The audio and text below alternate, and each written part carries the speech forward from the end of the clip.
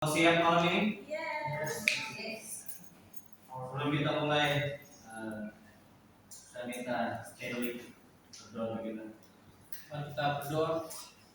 Tuhan, kami bersyukur malam hari ini Tuhan kami bisa berkumpul bersama-sama untuk mendengarkan firman-Mu Tuhan. Kami minta Roh Kudus mengurapi hati setiap kami Tuhan. Kami itu mengurapi dia dan berbicara kepada kami Tuhan. Biarlah hati kami mengarah kepada firman-Mu pada malam hari ini. Dalam nama Yesus kami berdoa. Amin. Amin. Oke. Selamat malam Sagi. Malam. Ya. Malam ini saya akan bagikan. Mungkin kalau teman-teman lihat judul saya itu sering beberapa kali teman-teman lihat bertekun atau ketekunan itu dua hal yang mau saya bahas kali ini. Dan itu juga yang saya juga apa yang saya dapat minggu-minggu ini untuk melihat atau mau menguatkan setiap teman-teman semua di tempat ini. Siapa yang siap untuk malam ini mendengar apa yang saya bagikan?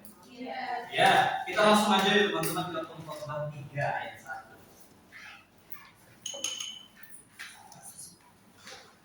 Khotbah 3 ayat 1.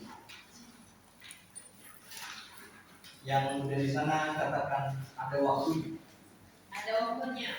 Wah, ya, baiknya Khotbah 3.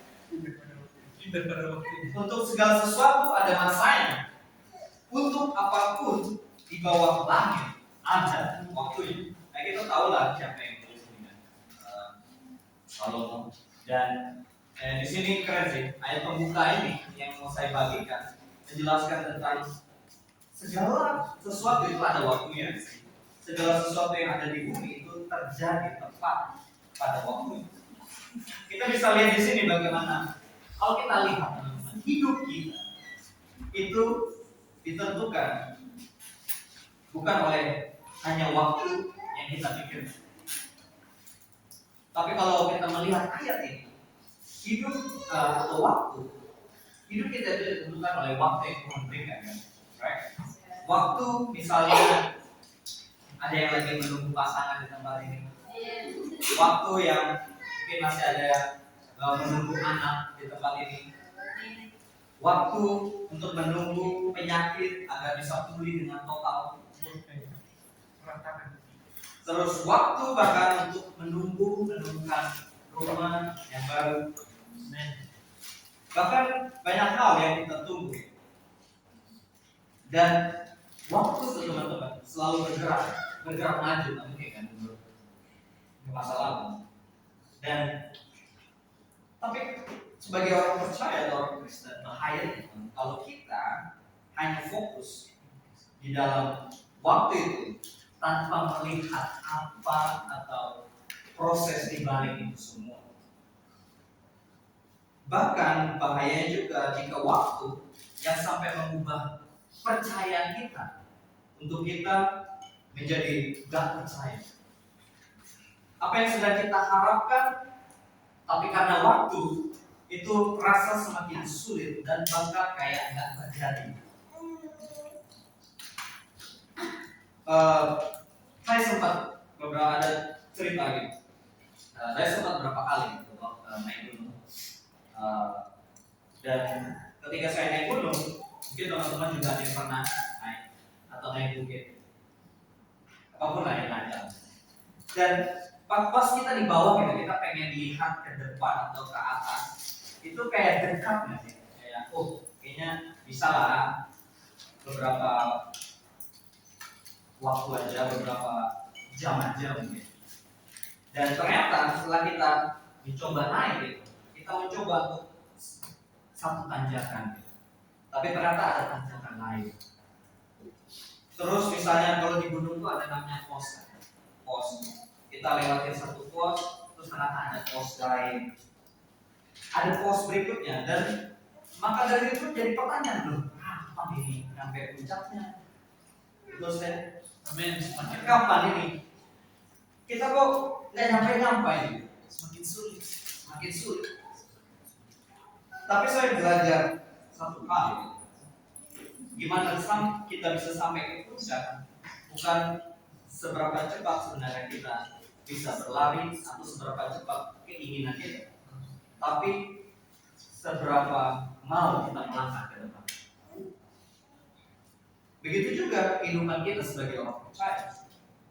Itulah kenapa kita harus melihat atau meresponi apa yang harus kita lakukan ketika kita menghadapi sebuah atau kondisi menunggu sesuatu. Dan apa yang harus kita lakukan? Kita ke James atau ke Yakobus 1. Yakobus 1 ayat 2 sampai 3.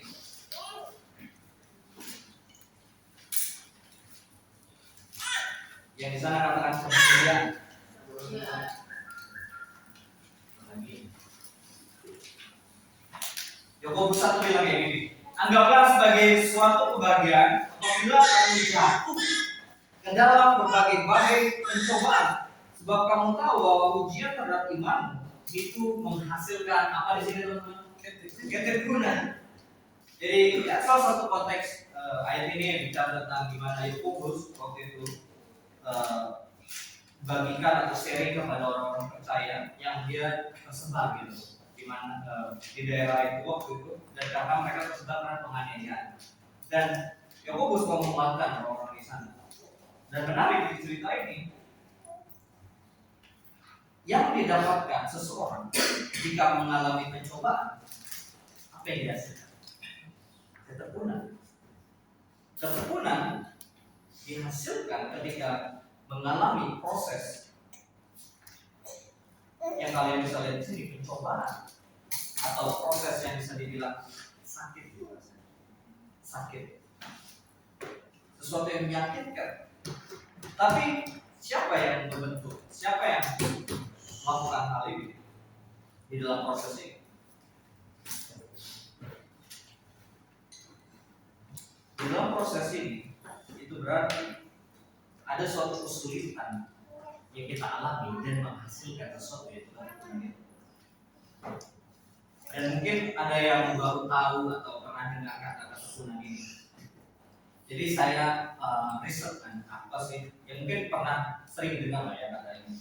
Kalau komunitas ini, dan kalau menurut KBBI dulu, ketekunan ini keren juga kayaknya. Itu artinya rajin, keras, dan keras hati, atau juga bisa berarti bersungguh-sungguh, kayak ada keinginan Israel.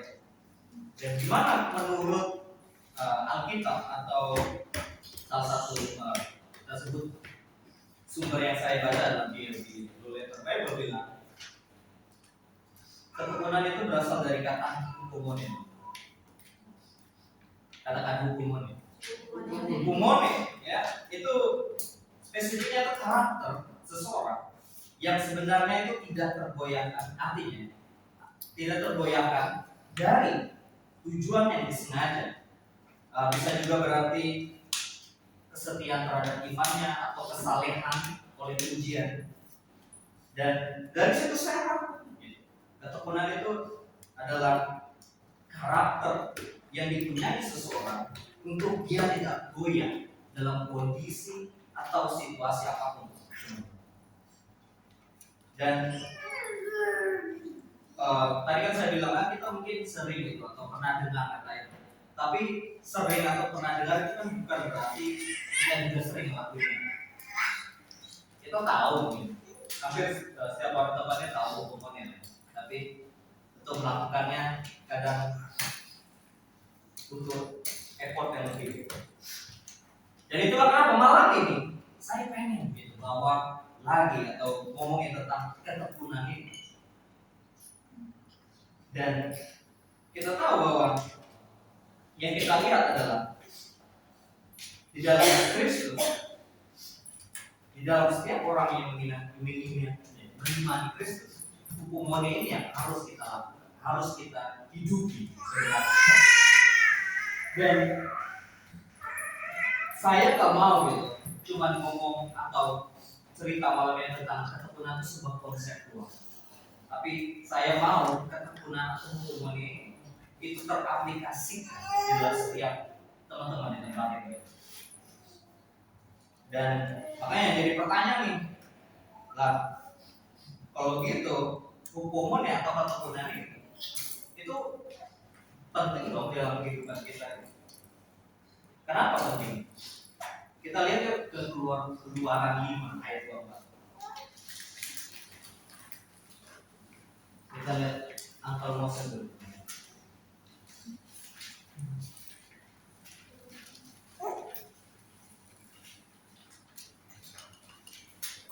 Yang udah di sana katakan beli.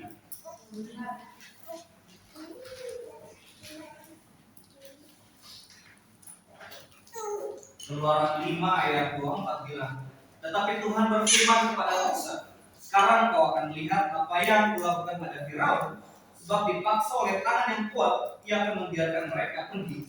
Ya, dipaksa oleh tangan yang kuat, ia mengusir mereka dari negeri. Ingat ya ini teman-teman, teman-teman pasti tahu lah siapa ini tentang Musa. Saya sebutin di awal.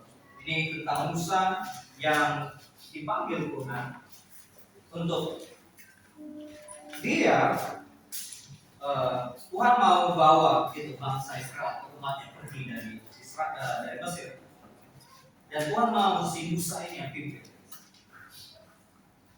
Dan kalau kalian lihat di awal ayat ini bilang Tuhan berfirman kepada Musa, sekarang engkau akan melihat. Dari kata ini yang saya jelaskan adalah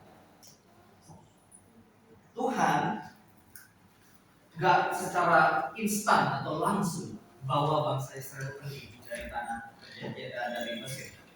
Tapi Tuhan di sini mau menunjukkan kuasa yang ditunjukkan atau diperlihatkan kepada bangsa Israel. Karena dari situ bangsa Israel tahu itu yang dinamakan proses. Proses kehidupan untuk tetap apa? Tetap percaya sama Tuhan. Tuhan mau menunjukkan siapa dia untuk bangsa Israel. Karena Tuhan punya rencana seperti yang tadi saya jelaskan di Yakobus 1 di awal tadi. Dan Tuhan mau bahwa Tuhan lihat bahwa Musa akan bawa, kan bisa bawa bangsa Israel pergi memimpin umat. Kita maju sedikit ke Ibrani 11. Di Ibrani 11 ini adalah kita bisa lihat bagaimana ini berbicara tentang iman Musa, atau ketika dia percaya bahwa apa yang sudah Tuhan tunjukkan ke dalam hidup. Ibrani 11 ayat 24 sampai 25 bilang kayak gini. Karena iman maka Musa setelah dewasa menolak disebut anak putri Firaun, karena ia lebih suka menderita sengsara dengan umat Tuhan daripada untuk sementara menikmati kesenangan dari dosa. Kita lihat bahwa menjadi Musa itu tidak gampang, memimpin bangsa Israel saat itu tidak gampang. Dia harus mengalami proses yang Tuhan tunjukkan ke dalam hidup, di mana itu terjadi ketika perjalanan bangsa Israel dari Mesir ke tanah perjanjian. Dan kita lihat bahwa dia bertahan, dia terus melakukan apa yang Tuhan mau dia kerjakan.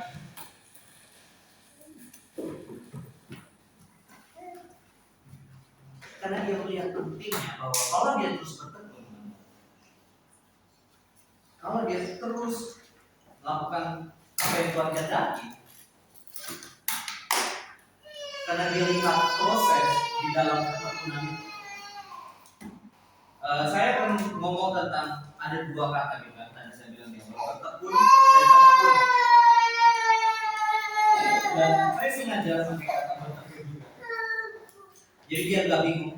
Bertekun itu sama ketekunan itu sebenarnya nggak bisa dipisahkan. Bertekun itu berbicara tentang action atau tindakan kita untuk bertahan di dalam setiap proses yang Tuhan berikan. Dan ketekunan adalah hasil dari hal itu. Jadi di sini teman-teman bisa lihat bertekun dan ketekunan. bedanya. Contoh gini, Musa nggak bertekun karena prosesnya juga, tetapi karena ia percaya bahwa Tuhan memanggil, kalau dia juga akan menyelesaikan rencana yang Tuhan berikan. Yang artinya Musa percaya bukan berhenti di dalam proses saja. Musa melihat bahwa ketekunan itu terjadi karena dia terus bertekun di dalam proses itu. Ada yang lagi ngalamin hal itu?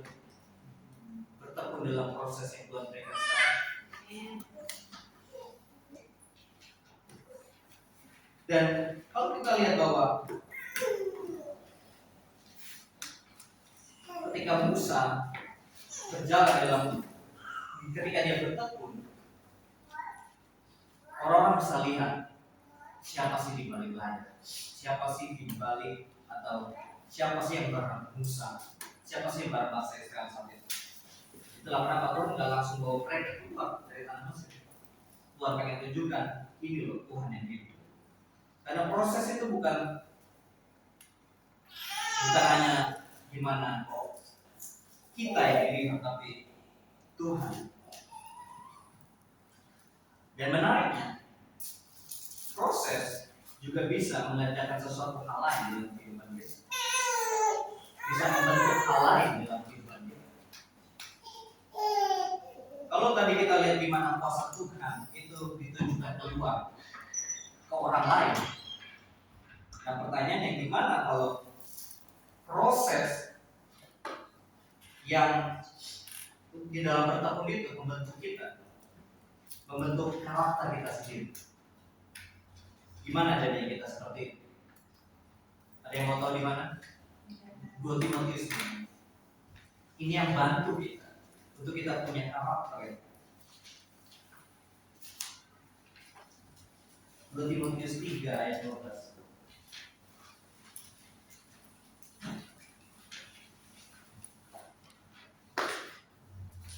Di sini bilang, memang setiap orang yang hidup beribadah di dalam Kristus Yesus akan menderita aniaya.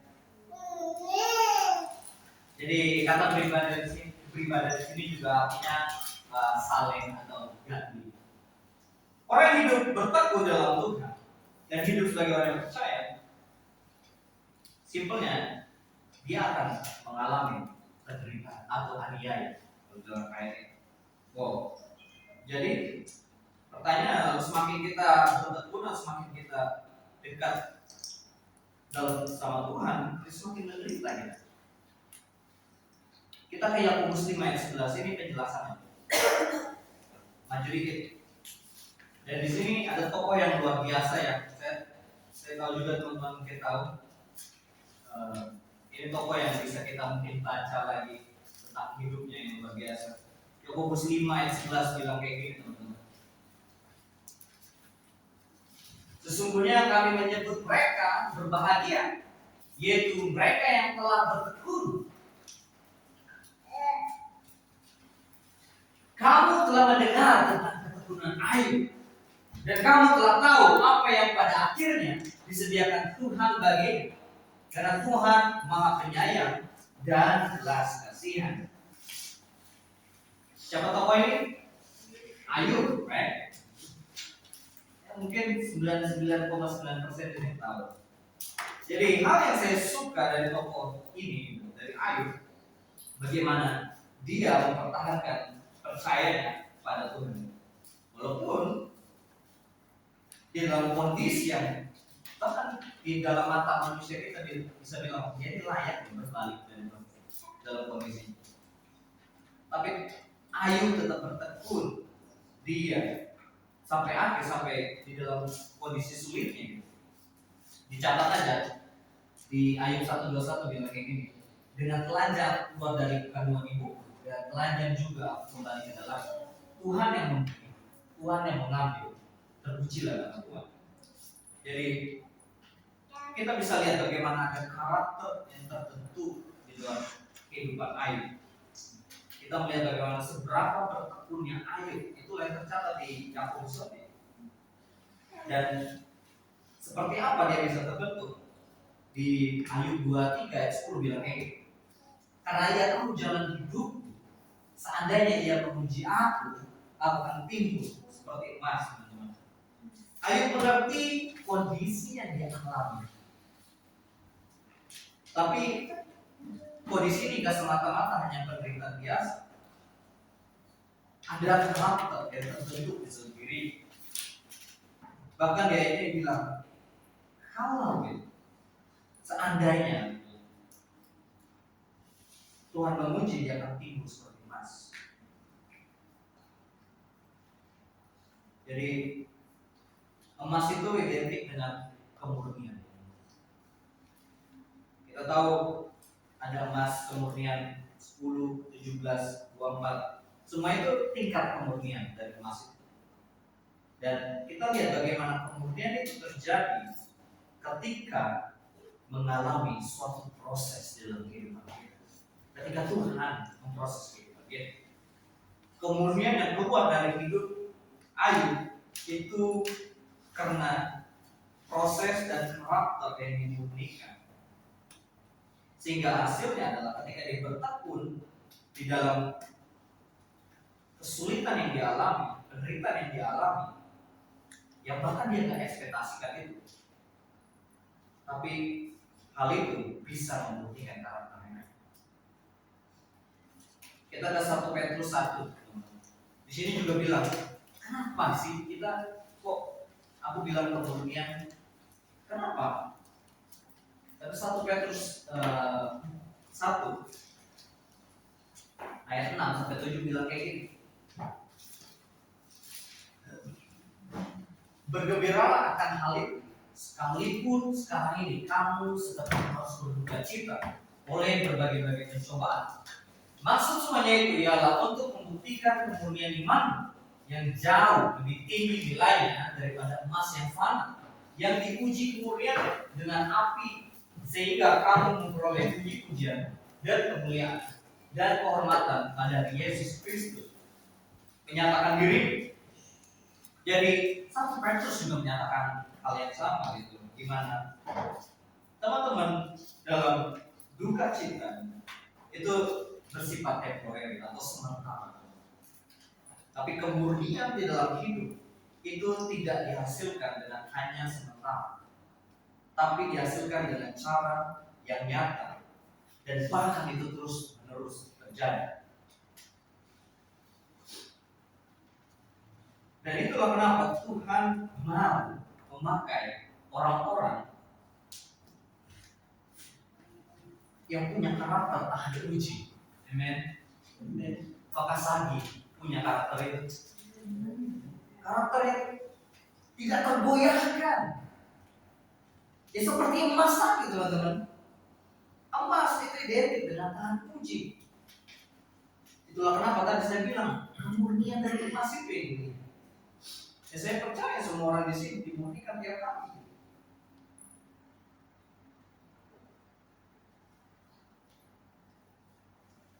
Dan itulah kenapa ketika kita bertekun itu nggak mudah. Itu tadi bahwa ada tantangan yang dialami.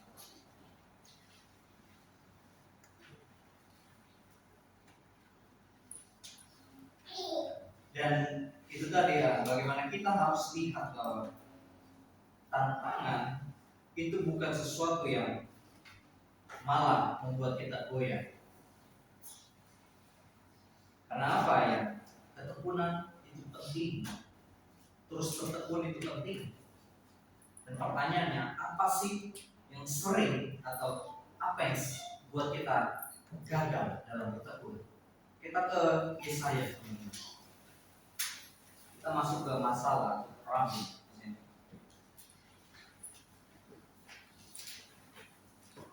Yesaya 55. Yesaya 55 ayat 8 sampai 9. Kurang ayat 9. Saya bacain aja. Yang udah di sana katakan rancangan. Sebab rancanganku bukanlah rancanganmu, dan jalanmu bukanlah jalanmu. Demikianlah firman Tuhan. Seperti tingginya langit dari bumi, demikianlah tingginya jalanku dari jalanmu dan rancanganku dari rancanganmu. Dia ini apakah bilang rancanganmu, rancanganku? Enggak. Di sini bilang jelas bahwa rancanganku bukanlah rancangan. Jadi apa yang terjadi itu bahwa masalah pertama kita lihat atau kita kadang melihat waktu yang kita pikirkan itu adalah waktu Tuhan, waktu yang Tuhan pikirkan. Kita melihat waktu yang terbaik adalah waktu yang Tuhan, ya, tapi bukan itu. Yang bahaya adalah kita mengekspektasikan rencana Tuhan itu sesuai keinginan kita. Ada yang pernah seperti itu? Kita bahayanya adalah kita mengubah pikiran kita atau hati kita untuk apa yang kita harapkan, tapi nggak terpenuhi juga. Maksudnya kita malah memikirkan hal yang bukan sebenarnya rencana Tuhan. Oh, aku belum lihat janji Tuhan terpenuhi di hidupku. Kok belum terjadi? Dan itulah kenapa teman-teman pentingnya hupomone, pentingnya bertekun di dalam penantian waktu yang Tuhan berikan. Karena kalau teman-teman terus bertekun, itu adalah momen di mana bahkan kita nggak lagi punya ekspektasi rencana yang kita pikirkan.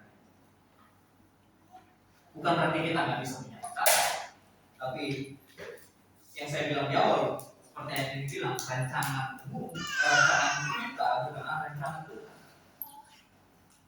Kita harus percaya dan gak digoyahkan dalam kondisi oleh waktu itu.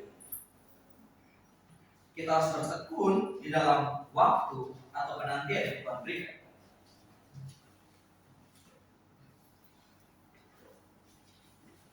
Yang pertama tadi kita bahas tentang waktu, waktu kita. Dan masalah kedua yang bisa juga terjadi, kita ke bilangan 11, kita lihat angka Moses lagi. Bilangan 11 ayat 14.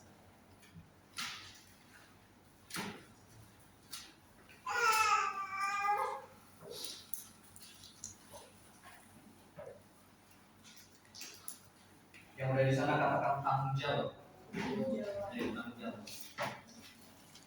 Jadi hal kedua yang biasanya buat kita gagal adalah di bilangan 11:14 bilang, aku seorang diri tidak dapat memikul tanggung jawab atas seluruh bangsa ini sebab terlalu berat bagiku.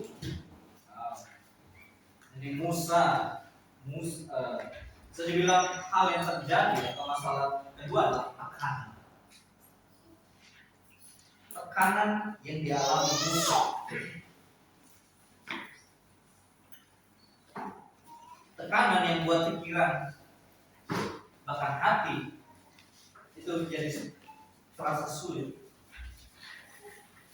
Jadi momen ini Musa dia pengen berhenti.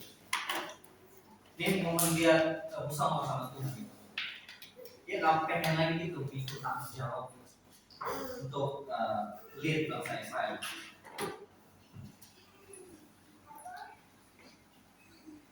Dia udah ngerasa nggak sanggup. Musa mengalami tekanan itu.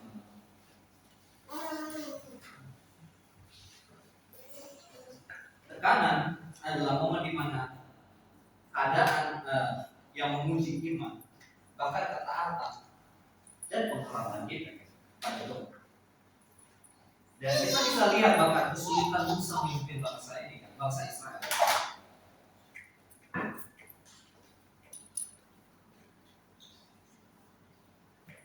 Dan bahkan kalau teman-teman maju lagi di ayat 15, Musa bahkan bilang kayak gini, jika engkau berlaku demikian kepada, sebaiknya engkau membunuh aku saja, jika aku mendapat kasih karunia di matamu, supaya aku tidak harus melihat celaka. Wah, ini kita bisa lihat bagaimana putus asanya Musa menghadapi tekanan yang luar biasa di saat itu, di zaman itu, di waktu itu. Bahkan di ayat lain, Musa juga mempertanyakan beban di dalam memimpin bangsa Israel. Dan tapi kalau teman-teman lihat dan hal yang menarik adalah Musa, dia nggak pernah lari, dia nggak pernah pergi dari panggilan, dari tim ketika dia memimpin bangsa Israel.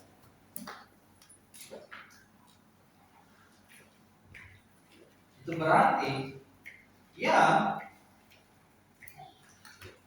Musa lelah saat itu.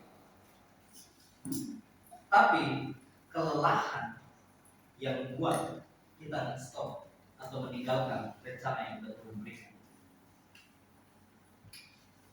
Ingat kan di awal tadi saya cerita tentang gimana saya pernah beberapa kali naik gunung, dan sebenarnya yang capek bukan puncaknya, bukan topnya, tapi jalannya.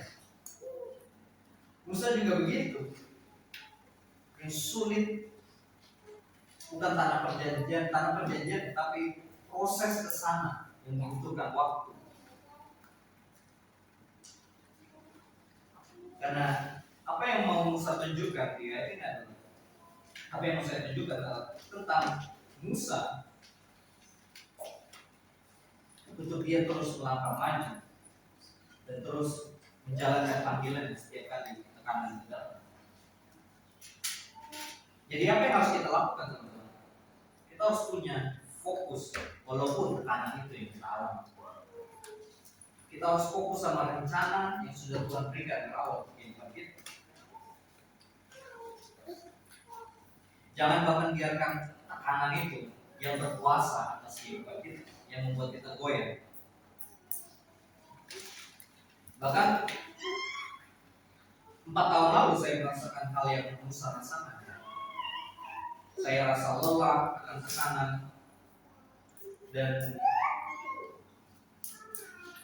itu yang akhirnya membuat saya tidak tahu tekanan yang menguasai pikiran saya.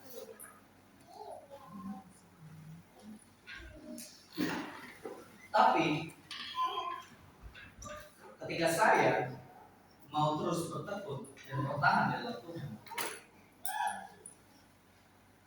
karena saya lihat ada rencana Tuhan di balik itu.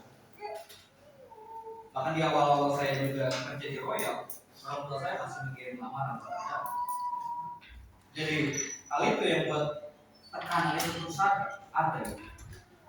Tapi yang saya lihat bukan tekanannya lagi, tapi fokus bahwa apa di balik itu, apa di balik semua itu, apa di balik rencana yang Tuhan berikan. Dan pertanyaan untuk kita setelah melihat tekanan ini atau waktu yang kita lihat di awal, gimana caranya kita pakai? Gimana kita pakai dari pengalaman ini? Kita ke Kejadian 50 ayat 20. Cerita tentang Mas Kucuk. Kejadian 50 ayat 20.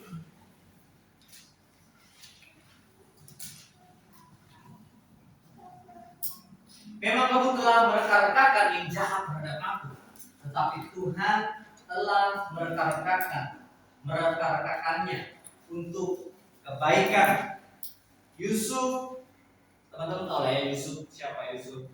Yusuf tidak melihat kesulitan selama hidup sebagai penderitaan yang membuat dia kehilangan arah untuk terus hidup benar.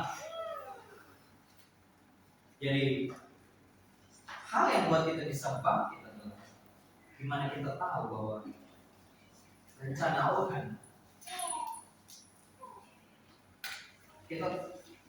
kita mengerti gimana rencana Tuhan. Ya mungkin gampang gitu saya bilang aja ya, oh iya rencana Tuhan gitu. Tapi dan ya memang kita belum benar-benar gitu merasakan terjadi itu. Tapi seperti yang teman-teman dengar akan ingat kalau berapa nubuatan kita minggu lalu juga ngomong tentang Tuhan punya hal yang lebih besar gitu dalam kehidupan kita. Tuhan punya banyak hal yang kita sadari dalam kehidupan kita. Tuhan bekerja bukan hanya pikiran atau di dalam batas pikiran kita aja. Dan dia seperti Yusuf, kita sering gitu dengar ceritanya. Tapi satu hal yang saya nikmati ketika lihat Yusuf ini, hampir saya tidak menemukan namanya komplain dalam kehidupan. Padahal kita tahu bahwa kesulitan kondisi yang Yusuf dapat ini, dia dijual, dia jadi hamba, kemudian dipenjara, bahkan dilupakan. Tapi apa yang kita lihat, apa yang saya lihat adalah dia meresponi segala sesuatu tanpa komplain pada Tuhan. Karena apa? Karena Yusuf, karena Tuhan punya rencana di balik kesulitan Yusuf itu.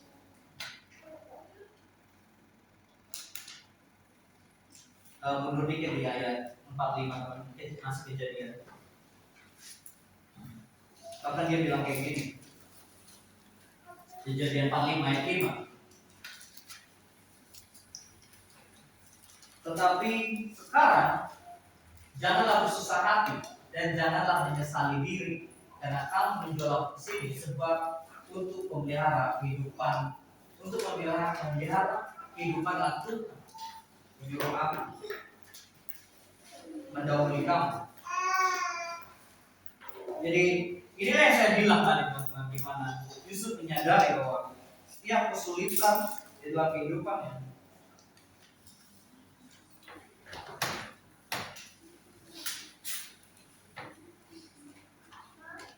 kayak saya tadi misalnya, ketika saya naik gunung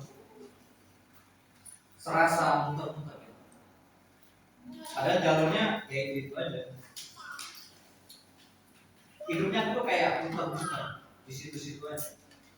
Dijual, jadi budak di penjara, tapi lihat di balik itu semua Tuhan sedang membawa dia ke tempat yang tepat. Ada rencana Tuhan yang sedang dikerjakan. Yusuf. Itulah kenapa Tuhan Yusuf duluan ke Mesir agar dia mempersiapkan keluarganya datang ke Mesir. Dan itu juga mungkin Tuhan juga lagi mengerjakan sesuatu di hidup teman-teman semua di dalam masa-masa ini untuk di dalam rencana yang lebih besar. Kita alami terlebih dahulu agar kita bisa buka jalan untuk masuk orang-orang yang bisa datang kepada Tuhan melalui hidup kita dulu. Karena proses dan ujian yang kita alami itu nggak stop dalam kita aja. Itu yang membentuk kita untuk kita bisa lihat ketekunan kita di dalam Kristus akan menjadi buah bagi orang lain. Dicatat aja, gak usah ke sana. Yakobus 1 ayat 4 bilang kayak gini.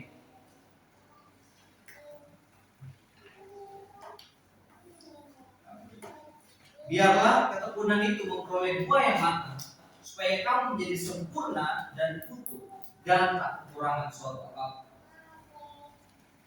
Jadi salah satu contoh gimana kita lihat ketekunan ini.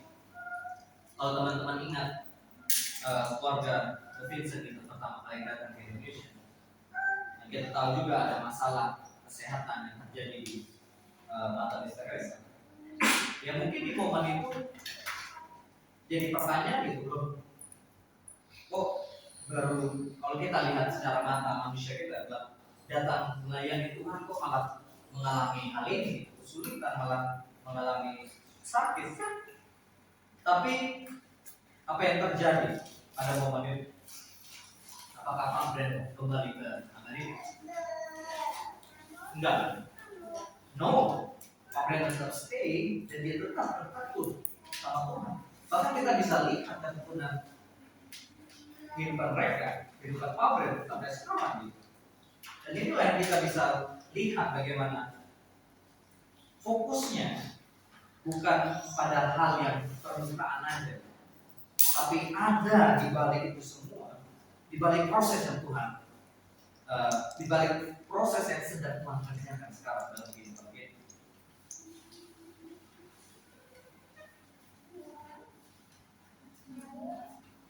Dan yang harus kita lakukan harus tahu gimana hidup kita, bagaimana kita mengarahkan hidup kita di dalam tujuan yang Tuhan berikan. Fokusnya adalah itu.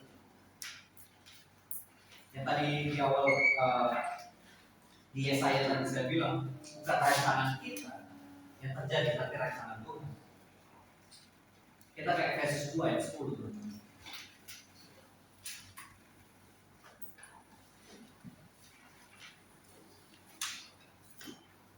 Yang udah di sana katakan kerjaan baik.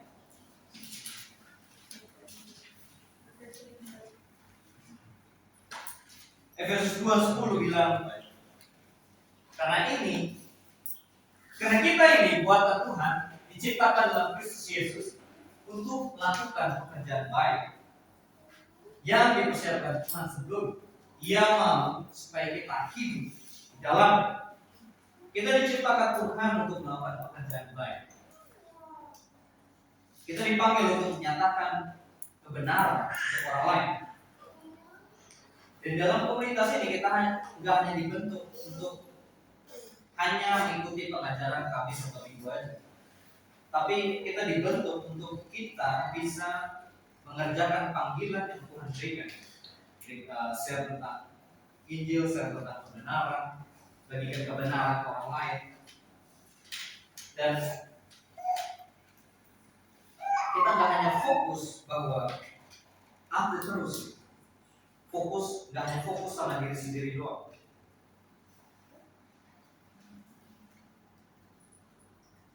Tapi fokus sama apa panggilan yang Tuhan berikan. Dicatat aja di 2 Timotius 4 ayat 2 bilang ini. Beritakanlah firman, siap sedialah baik atau tidak baik waktunya. Nyatakanlah apa yang salah, tegurlah dan nasihatilah dengan segala kesabaran dan pengajaran.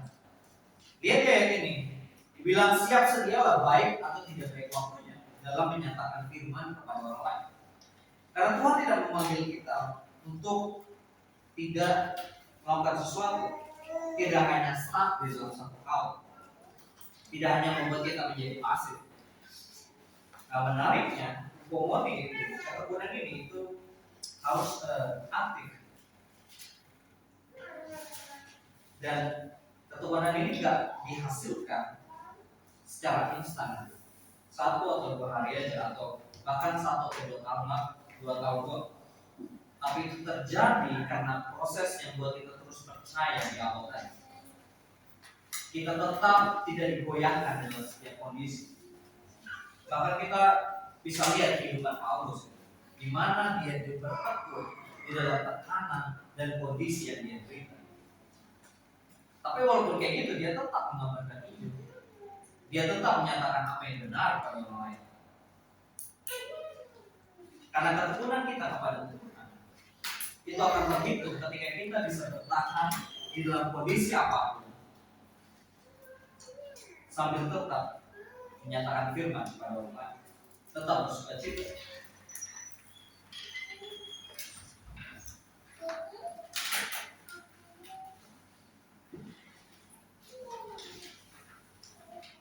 Dan saya bacain juga di ayat selanjutnya di 2 Timotius 4 ayat 5 bilang kayak gini.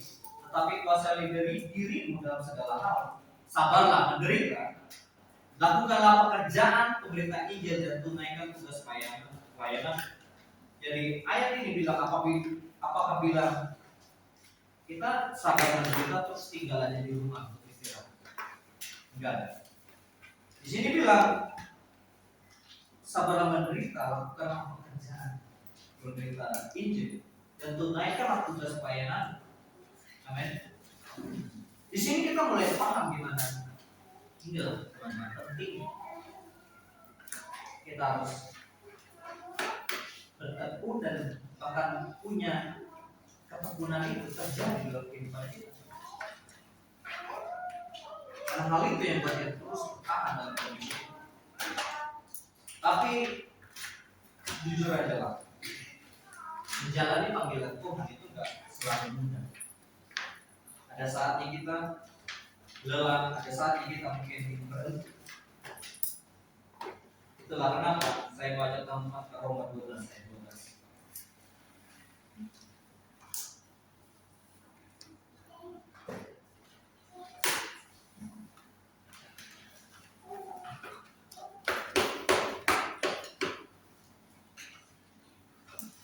Ada yang ada di sana? Roma 12 ayat 12 bilang, bersukacitalah dalam pengharapan, sabarlah dalam kesesakan,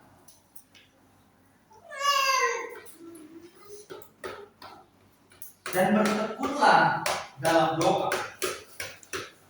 Bersukacita terus dalam pengharapan dari kematian. Bersukacita dalam kondisi yang penuh dengan tekanan. Kondisi di Roma saat itu, orang di Roma Kristen itu mengalami persecute, penderitaan yang dilakukan oleh pemerintahan Roma. Dan itulah sebabnya saya bilang bahwa bisa aja iman mereka goyah dan meninggalkan Yesus saat itu. Itulah kenapa Paulus menguatkan mereka untuk mereka terus bersukacita dalam pengharapan, sabar dalam kesesakan. Dan tiga hal yang ayat ini bilang, tiga hal yang ada di ayat ini bilang, itu bisa jadi renungan kita, atau ketika pulang dari tempat ini kita bisa renungkan gimana sih bisa bersukacita dalam pengharapan itu, gimana sih sabar gitu dalam kesesakan. Karena ketekunan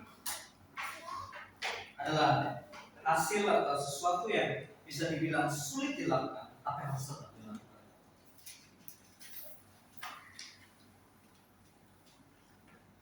Terus bertekun bukan hal yang mudah, tapi bukan hal yang mustahil untuk dilakukan.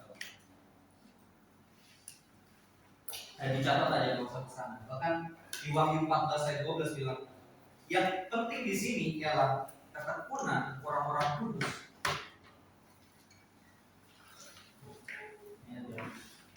Jadi di Wahyu 14:12 yang penting adalah ketekunan orang-orang kudus yang menuruti perintah Tuhan dan iman kepada Yesus. Jadi kalau dilihat dari ayat ini, Tuhan melihat apa yang kita kerjakan. Tuhan memperhitungkan apa yang jadi panggilan kita.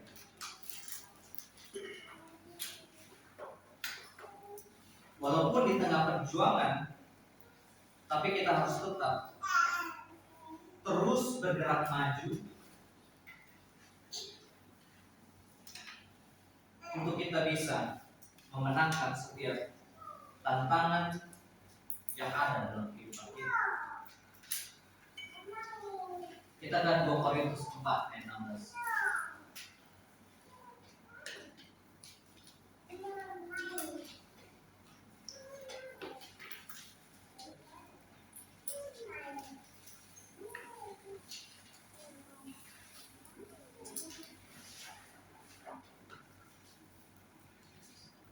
Dua Korintus 4 ayat 16 sudah di sana semua.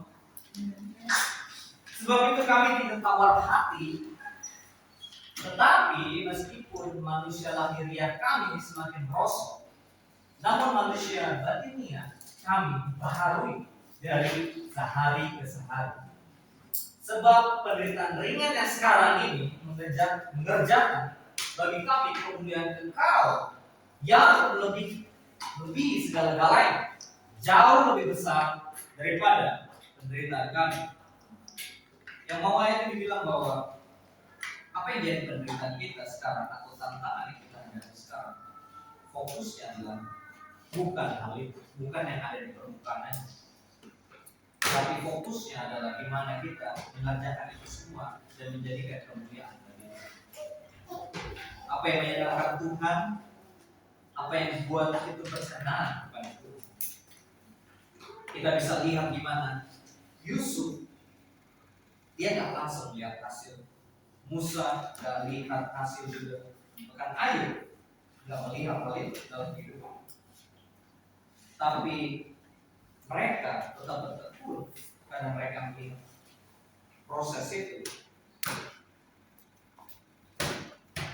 Upomone atau ketekunan itu teman-teman bukan hal pasif, tapi itu hal pilihan aktif untuk kita setiap hari, untuk kita bisa bertekun di dalam proses yang kita nggak lihat mungkin sekarang, tapi kita akan lihat nanti gimana rencana Tuhan, gimana Tuhan punya rencana lebih besar dari rencana kita.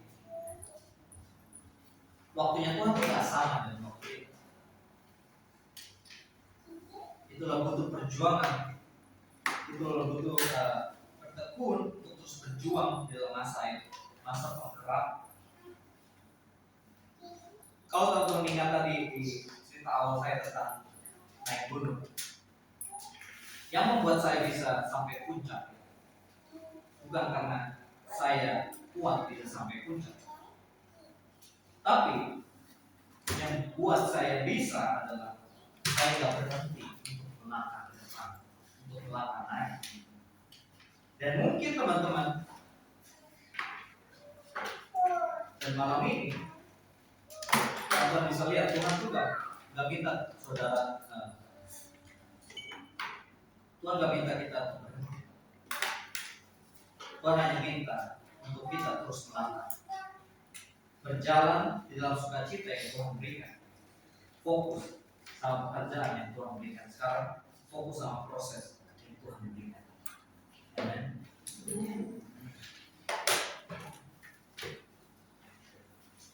You can go to Luke 8, 15. Lukas 8 15. This message is remind me our early years really, in this ministry. Pesan ini mengingatkan kepada saya di awal-awal di pelayanan kita. Couple times, but in early time, this ministry, Pak friend preached about Upomone. Jadi di awal-awal itu di pelayanan ini Pak Fred sering memaparkan tentang hukuman. And I always translate that message. Saya selalu menerjemahkan pesan itu. Because many couple times happened that really like mark in my mind. Karena seringkali itu terjadi ketika pesan itu sering teringat di pikiran saya. Become one of my favorite Greek word. Itu menjadi satu hal yang bahasa Yunani yang menjadi favorit saya. But in this first Luke 8:15, Tapi di ayat sini di Lukas 8 ayat 15 said, but the seed on good soil stand for those with a noble and good heart, who hear the word, retain it, and by Upomone, produce a crop. yang jatuh di tanah yang baik itu ialah orang yang setelah mendengar firman itu menyimpannya dalam hati yang baik dan mengeluarkan buah dalam ketekunan. First, simply if you want to just remember what Upomone is, Jadi yang pertama yang sangat sederhana ketika teman-teman mau mengingat apa itu hukuman is from two words, is hypo and meno. itu dari dua kata, itu hypo dan meno. Doing blood sugar we know what hypo is. Yang awal membuat ini sudah tadi kita tahu apa yang ini kata Hypo is yang dimaksud dengan kata hypo. it means low or under. Jadi hypo itu adalah rendah dan di bawah. Opposite of hypo. Itu di berlawanan dengan hypo. And meno is stay or live. Jadi meno itu artinya tinggal. So hypo meno, or we sometimes spell Upomone, is stay under. Jadi hukuman itu sebenarnya bertahan di bawah. So you stay under situation, stay under the condition that you in, but you stay in it. Jadi bertahan di bawah situasi, kamu tetap di dalam situasi itu, tapi You see, Ya, kamu bertahan di dalam. even you don't like it, Bahkan ketika kamu tidak menyukai, even it's painful, bahkan terkadang itu menyakitkan, even it's not pleasant, bahkan itu tidak menyenangkan, or even cost you something, atau bahkan membuat kamu harus membayar hak, or make you miss out something, atau membuat kamu lewati sesuatu, but you stay under. tapi kamu tetap ada di bawah. That's what perseverance, Itu yang berbicara tentang ketekunan, hypomone. hipomonia. But amazing is, who here want to bear fruit for the Lord? Siapa di sini yang mau menentukan itu? It's amazing if you can bear fruit even when you just stay under. Yang sangat Yeah. biasa ketika kamu mau bertahan. Like persevering by hypomone, producing a crop. Jadi bertekun hipomonia itu yang menghasilkan buah. So we want to be stay under whatever we God allow us to. Kita mau terus bertahan di dalam apa yang Tuhan taruh di dalam hidup kita. The enemy is our own self that we just want to escape Jadi from. kadang musuh itu adalah diri kita sendiri dan bahkan seringkali kadang itu kita mau menghindar atau lari dari hal itu. There is no other word in Hebrew they can be the same, like literally same meaning with hypomone. Jadi tidak ada kata yang betul-betul sama artinya di bahasa Ibrani yang dimana hipomonia itu. In Old Testament, but there is a very similar concept. Jadi ada konsep yang sama. The word that most of us like it, rakaza. Jadi konsepnya sama dengan kata yang kita semua suka itu kata yang rakasa. Rakaza is the same thing like perseverance. Jadi rakasa itu sama hal yang sama dengan perseverance. Kuat dan teguhkan. In English is what? Yeah, Strong and strong and courageous. Kuat dan teguh. Let's be strong, guys. Mari kita menjadi kuat. Yeah. So we can bear fruit for the Lord. Supaya kita bisa menghasilkan buah bagi Tuhan. Amen. Amin. And yeah, help us to remember this because this will be done. Jadi dia membagi kita mengingat hal ini dan hal inilah yang kita butuhkan. Amin. Don't try to escape the stay under. Jangan coba lari dari hidup, tetapi bertahanlah di dalam hal. Amen. Amen. Oke, mari kita berdoa. Tuhan, terima kasih untuk malam ini Tuhan, dan bersyukur